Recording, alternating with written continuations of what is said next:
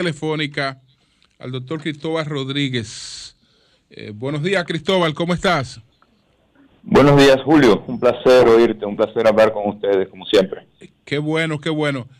Cristóbal, la posibilidad ahora de la reforma del Código Penal, porque aparentemente se encaminaba hacia la aprobación, excluyendo el tema de las tres causales.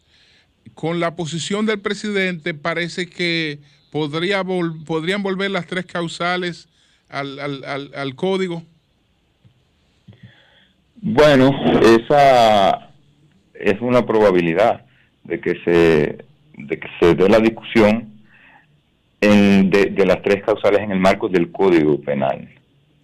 Y lo que va a suceder con eso, yo pienso que tiene mucho que ver con la posición del presidente de la República, lo cual implica la posición mayoritaria de los legisladores del Partido Revolucionario Moderno y de una buena parte de los legisladores del PLD, que ya en un momento votaron en distintos sentidos, pero la mayoría votó en el sentido de reconocer las tres causales como eximentes de responsabilidad por la realización, de responsabilidad penal por la realización de un aborto en el país. Es decir, yo creo que la posición del presidente expresada recientemente al periódico El País deslinda bastante, con mucha claridad, los campos de la discusión, lo cual no significa que elimina la controversia.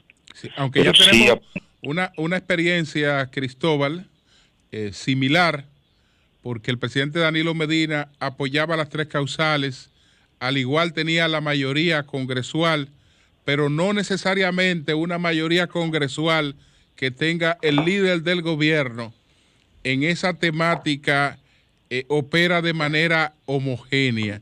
Ese tema ha demostrado que no tiene, que no es homogéneo, que tú puedes tener una mayoría para cualquier otra cosa, pero que esa mayoría a la hora de ese tema que toca aspecto metafísico, pues puede variar. Metafísico, sí. Julio, es un asunto de educación, metafísico. No, pero toca aspecto metafísico.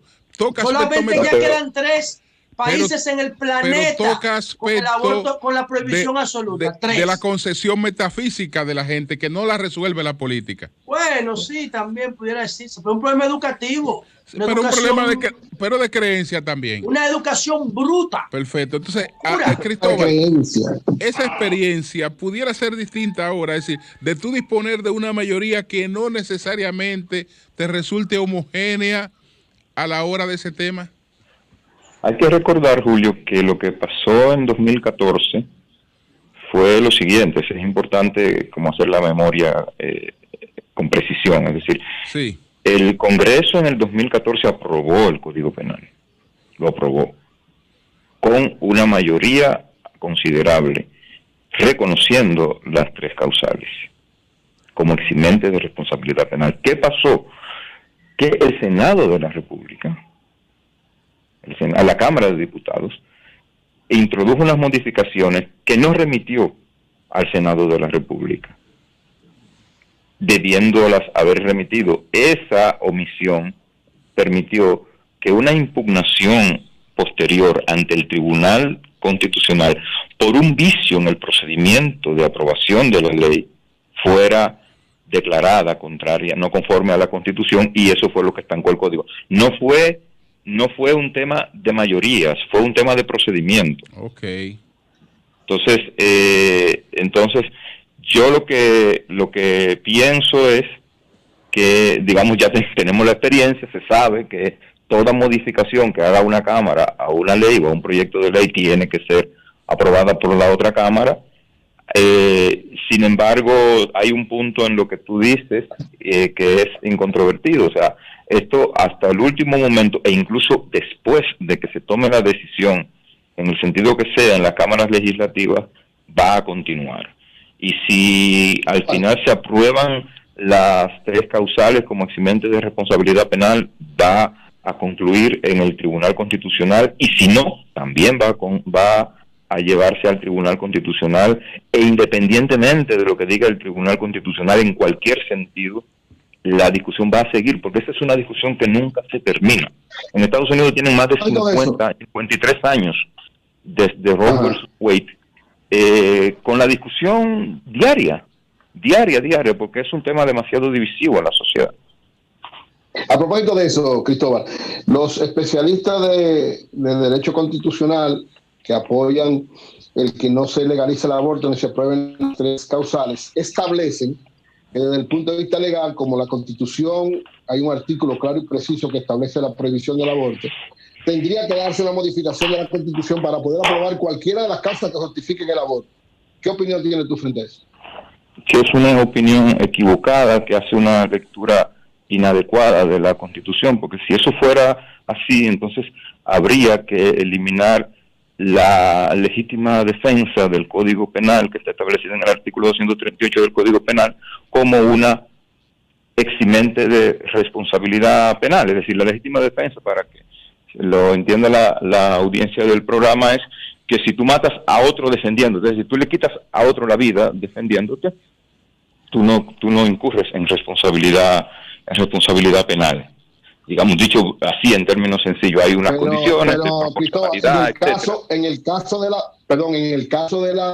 lo que sería una violación de parte de un padre o de un familiar a una persona, ahí no es lo mismo.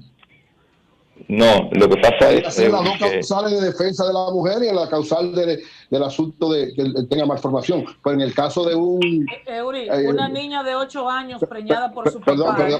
Pero escúchame, estamos hablando no estamos hablando de la persona sino de los 2 responsables, el que van a hacer y el que lo produjo, como si fuera el asesinato, para hacer el mismo parangón que hace Cristóbal. No, lo que pasa, Eury, es que se está respondiendo un aspecto de la pregunta que tú haces. Es decir, la gente que afirma eso lo hace sobre la premisa que te estoy diciendo. Es decir, la vida entienden la idea de la protección de la vida desde la concepción hasta la muerte como una cosa absoluta, y no lo es. Esa es la primera cosa.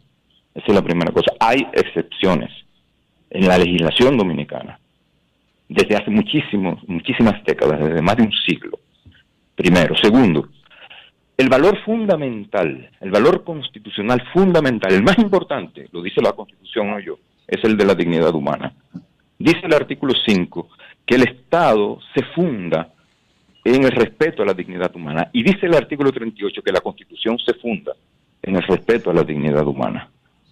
Si no es una infracción a la dignidad humana la comisión del crimen de violación contra una persona, contra una mujer, contra una menor de edad, que la afecta, que la lacera en su dignidad, alguien que me lo explique.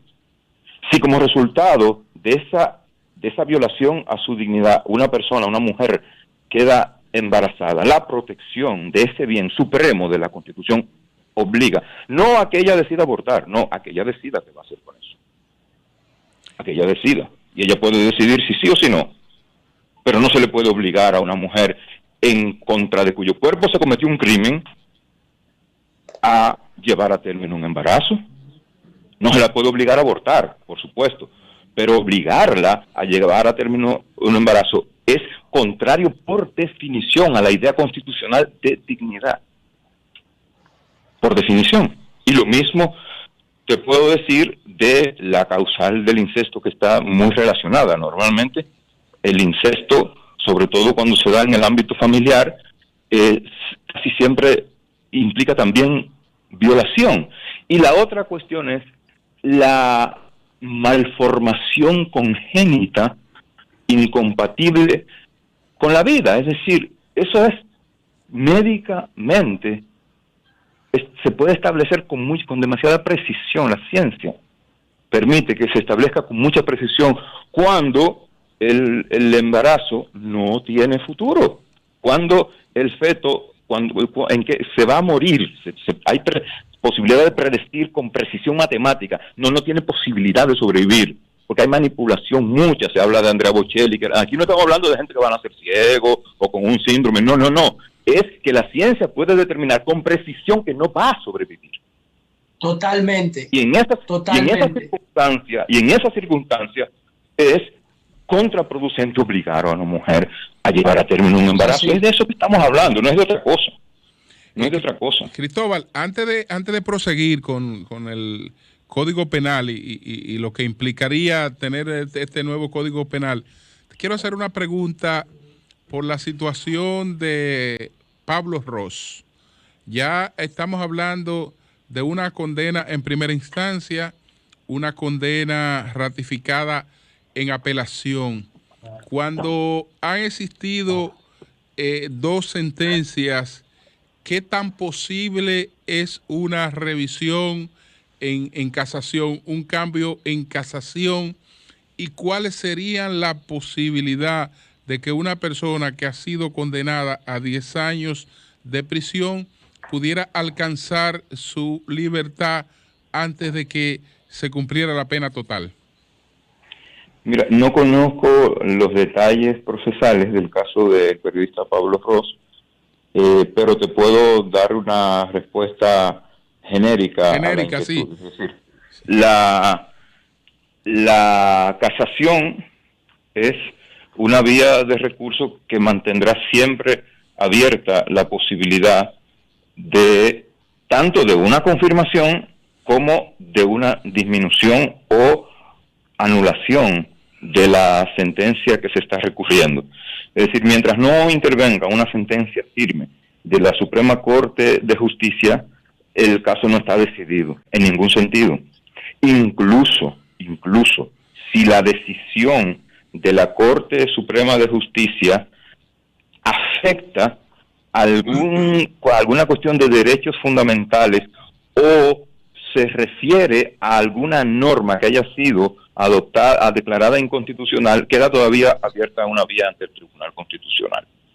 Es decir, la solución definitiva viene con una decisión de la Corte Suprema de Justicia, que es lo que le da la autoridad de la cosa irrevocablemente juzgada, que a su vez habilitaría eventualmente a un recurso de revisión de sentencias firmes ante el Tribunal Constitucional.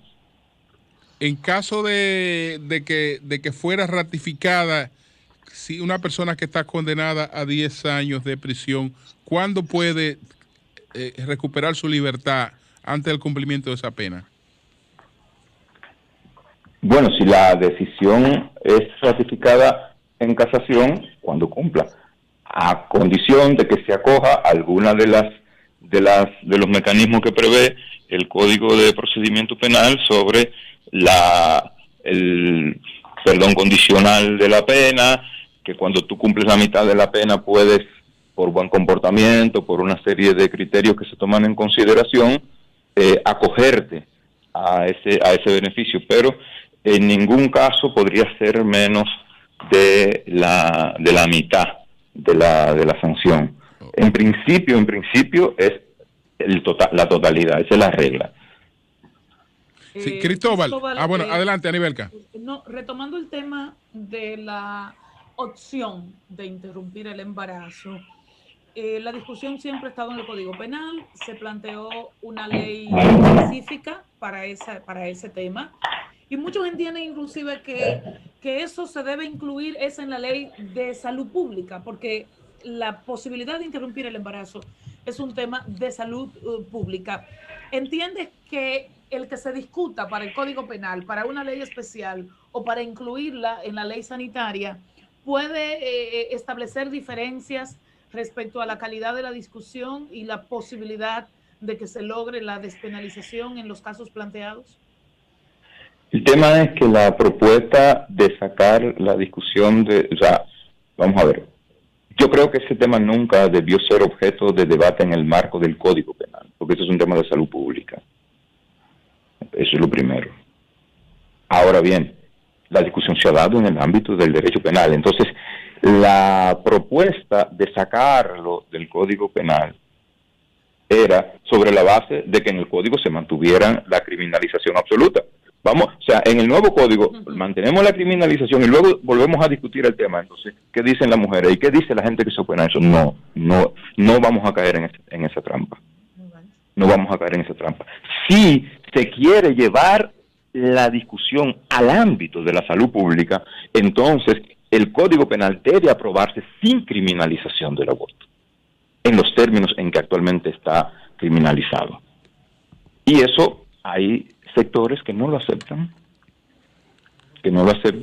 y tienen eco e influencia como para condicionar el comportamiento de los legisladores en ese sentido. Me parece que aquí no hay posibilidad de eludir el debate a nivel de la legislación penal en el futuro inmediato. Ahora, ¿qué sí va a suceder? Que si al final se reconocen las 3 causales como eximentes de responsabilidad penal, entonces habrá que producir una legislación donde se detalle de manera precisa todo el protocolo de acción médica en los distintos casos. Es decir, cómo es que se va a determinar el tema de que ocurrió una violación que le puede permitir, sin riesgo de comprometer su responsabilidad a la madre, al padre y al médico, llevar a cabo el aborto. ¿Cómo es que se va a determinar el riesgo de malformación congénita incompatible con la vida? ¿Cómo es que se va a determinar que el embarazo tiene en serio peligro la vida de la madre? Es decir, todo eso no puede ser regulado en el Código Penal. Eso tiene que ser regulado en una legislación especial, posterior a las decisiones macro del Código Penal. Al margen de este tema, Cristóbal Rodríguez, ¿puedes hacernos un resumen de las nuevas herramientas que pondría a mano de la sociedad el nuevo Código Penal? Yo pienso que nosotros tenemos como sociedad una tarea pendiente, y que yo creo que debería no prorrogarse más con la adopción de una legislación penal que ponga la política criminal del Estado en lo que tiene que ver con la política de sanción al nivel de avance de la complejidad del crimen. Es decir, el crimen ha avanzado y ha alcanzado unas cotas de complejidad que no ha sido seguido en el mismo nivel por la adaptación legislativa. Y eso, por supuesto, le da ventaja al crimen. Entonces, ¿qué es lo que uno espera? Que con la reforma del Código Penal, con la introducción de los nuevos tipos, pero también con la tecnificación de los órganos de investigación y de persecución del crimen, haya más efectividad en el combate a la criminalidad, porque esto no es un tema solo, ni siquiera principalmente de sanciones.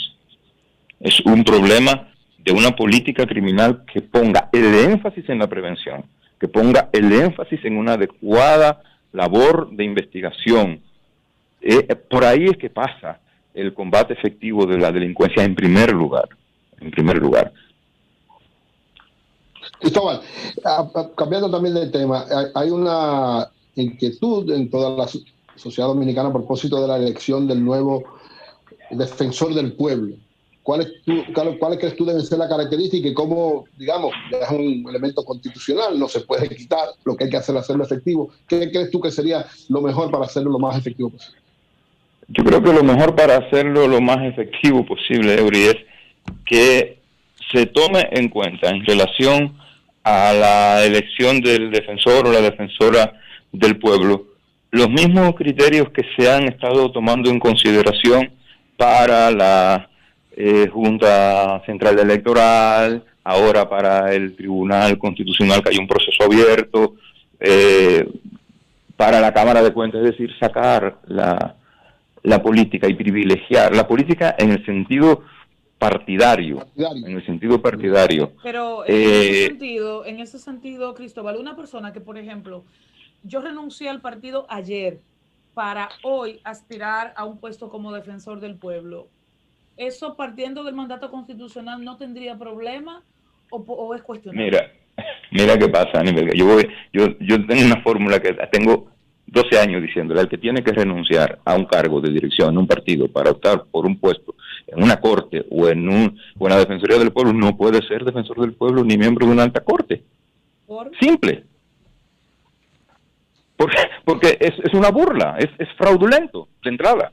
O sea, yo renuncio del partido porque voy a aspirar. No, eso es inaceptable. O sea, no hay que ser mago para saber que detrás de eso hay un truco. Entonces respetamos la ley, y respetar la ley es no aceptar truculencias de esta índole. O nos mantenemos como hemos estado siempre, y yo creo que no podemos seguir como hemos estado siempre.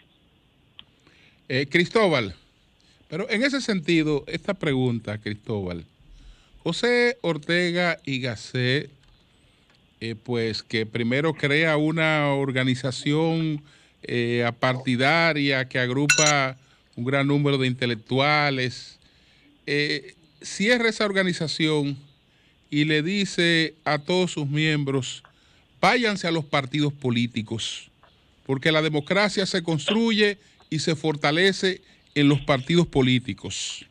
No hay entidades paralelas, sin partidos políticos no hay democracia. Sin esa columna no tenemos democracia. Entonces, ¿qué le está diciendo a la gente? Bueno, si queremos aportar y fortalecer la democracia, vamos a hacer militancia política. Aquí no le estamos diciendo: hacer militancia política es vedarte la posibilidad de tú ejercer una función en una alta corte, por ejemplo. ¿Por qué una gente que no ha sido militante político debe tener privilegio sobre una que lo ha sido? Como si haber sido militante político fuera un baldón. No es que por sí mismo lo es, Julio. No lo es por sí mismo. Sin embargo, hay un riesgo muy alto. Es decir, vamos a poner la Corte Suprema de Justicia, vamos a poner el Tribunal Constitucional, vamos a pensar en el Tribunal Superior Electoral, pensemos en la Junta Central Electoral. Un miembro del Comité Central o cualquier órgano equivalente en un partido político no debe estar en ninguno de esos lugares. Es simple, no debe estar porque está comprometida la imparcialidad y la objetividad en la adopción de sus decisiones, porque hay un principio de lealtad al cuerpo partidario al que usted pertenece. Hay un juramento de fidelidad a los principios, a los programas, a las líneas de la organización. Hay una cosa que se llama espíritu de cuerpo, que termina condicionando las decisiones del órgano cuando está conformado por dirigentes partidarios. Una pregunta, Cristóbal, en ese mismo orden. ¿Y cuál es la diferencia entre el compromiso partidario y el compromiso religioso o el compromiso empresarial? ¿Son compromisos todos? El mismo sesgo que pudiera haber en una relación de un juez con un partido, lo hay de un juez con una religión, que no permite, por ejemplo, la aprobación de las 3 causales. No es correcto, José. Yo te pregunto, ¿cuál es la diferencia del sesgo partidario con el sesgo religioso o el sesgo empresarial? La diferencia es simple. Los partidos discuten, los partidos mandan líneas al Congreso todos los años para aprobar la ley de presupuesto, para aprobar la reforma de la ley de presupuesto. Ahí te metiste en un terreno que yo conozco. Ok, pero vamos a escuchar de todas maneras. Pero para porque él está diciendo que los partidos hacen eso. La fuerza fáctica de este país son las que más influyen en el Congreso. De hecho, yo tengo prueba de que aquí en este país el empresariado, el gobierno y la embajada americana son las que más sacan leyes del Congreso. No es el PLD ni el PRM. La embajada norteamericana, el gobierno y el empresariado. Esas son las 3 instancias que más sacan leyes. Vamos a seguir con los ejemplos. Podemos seguir con los ejemplos en el plano de lo electoral, Junta Central Electoral y Tribunal Superior Electoral. O sea, las controversias partidarias, ¿la deben dirimir dirigentes políticos? No la deben dirimir dirigentes políticos. ¿Por qué? Porque no van a dirimir conforme a la ley. ¿Religioso o dirigente empresarial? tienen mucho más, hay mucho más probabilidad de imparcialidad y de control de la imparcialidad. Claro. Es simple. La otra visión, escúchame, la otra visión, Cristóbal, la mayor parte de los casos que van a llegar ante un juez de las altas cortes no tienen que ver con la política, pero sí tienen que ver con los intereses económicos. Es decir, pueden llegar casos que tengan que ver con la política, pero van a ser mínimos, aunque sea más ruidoso. Es decir, cuando llega un caso de política, es mínimo, aunque sea más ruidoso. Con lo que las altas cortes bregan todos los días son con intereses económicos. Entonces, Julio. Entonces no hay ninguna veda para que un abogado que se ha hecho exitoso sirviendo a poderes económicos vaya a una alta corte, y sí pretendemos que haya veda a que vaya uno que haya estado vinculado a una actividad política. No es yo no he usado la palabra vinculado a una actividad política. Yo me he referido a una categoría específica de vinculación política, que es la de ser parte de un órgano de dirección de un partido. Es distinto. Sí. Yo no estoy haciendo una apuesta por la antipolítica. Y en cuanto a lo que te planteaba de la naturaleza de la mayor parte de los casos que llegan a las altas cortes. Yo te lo voy a decir con una expresión de Jürgen Habermas. Habermas dice: tienen que tener posibilidad de ser imparciales frente a los poderes políticos y frente al poder social. Y cuando dice poder social, habla de poderes económicos. Ok. Entonces, habla de poderes económicos. ¿Quién es independiente ante esos dos poderes en este país? Pero que frente al poder económico, ¿quién, Julio? No hay las objeciones porque no es visual. Eso del poder económico, eso no se ve, y por lo tanto no hay esa objeción, porque si un abogado ha tenido militancia política, esa es conocida, pero lo que no es conocido por la generalidad de la gente son los clientes que ese profesional del derecho ha tenido y de los que ha vivido. Estoy de acuerdo contigo, Julio. Sin embargo, fíjate qué débil es tu punto. Es decir, tú estás criticando o asumiendo la vinculación a sectores empresariales en el ejercicio del derecho como una cosa que te puede condicionar y que no debe ser.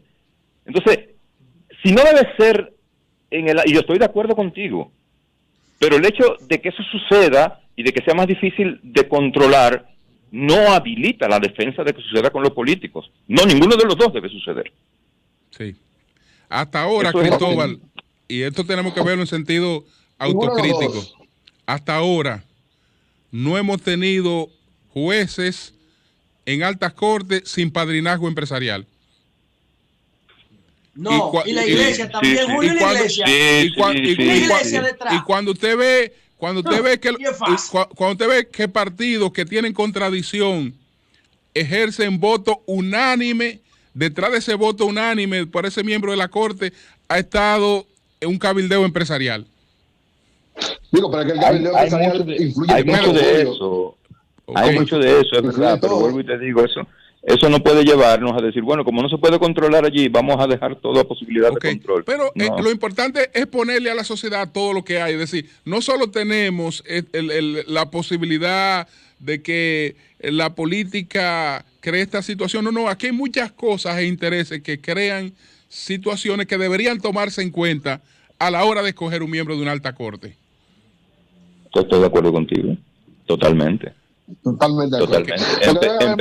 Empezando por unos mínimos de cualificación profesional. Son un copy-paste. Este país, el desarrollo social, político y económico de este país no ha producido altas cortes. Es un copy-paste de Europa. Bueno, Cristóbal, alta corte ni alta corte de nada. ¿Qué piensas de eso? Vamos a escuchar. Dice que alta corte. Pero vamos a escuchar a Cristóbal.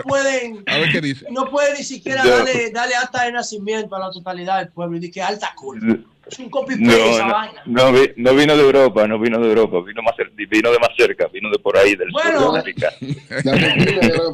Oye esa vaina. Argentina ya le aprobaron el aporto ayer. Cristóbal. De Sudamérica. Nada más quedan 3 países en el mundo. Cristóbal, muchas gracias. Un abrazo, señores. Feliz año, termínenlo bien. Gracias. Igual para ti, hermano. Cambio fuera.